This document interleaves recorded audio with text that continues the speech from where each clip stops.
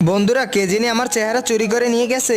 আরে এটা কি, আয়নায় তো আমার আসল চেহারা দেখা যাচ্ছে না। বন্ধুরা তারপর আমি যখন অফিসে যাই, এই মেয়ে দাঁড়াও, ভাই আপনি কি পাগল হয়ে গেছেন? আমি তো এনি। এই মেয়ে তুমি মিথ্যে কথা বলো না, এনি ম্যাম তো ভিতরে বসে আছে আর সে তো আপনার থেকে অনেক সুন্দর। বন্ধুরা আমি বুঝলাম না কেউ আমাকে চিনতে পারতেছে না কেন। হাই জ্যোতি কি খবর? এই তুই কে সর। বন্ধুরা এমনকি আমার মোবাইলও ফেস লকে খুলতেছে না। বন্ধুরা তারপরে এনি আমার মনে হয় তোমার চেহারা চুরি হয়ে গেছে, কিন্তু এটা কিভাবে সম্ভব? এটা হচ্ছে একটা মায়াজাল যা ব্যবহার করে মানুষ মানুষের চেহারা বদলে নিতে পারে। কিন্তু তুই আমাকে কিভাবে চিনলি? কারণ আমি তোর মেকআপ ছাড়া চেহারা অনেক আগেই দেখেছি। আর ওই চোর শুধুমাত্র তোর মেকআপ আর চেহারা চুরি করেছে। আরে হ্যাঁ তুমি তো সত্যি কথা বলতেছো, আমার মনে পড়েছে মায়া আমাকে একটু ফেস মাস্ক দিয়েছিল।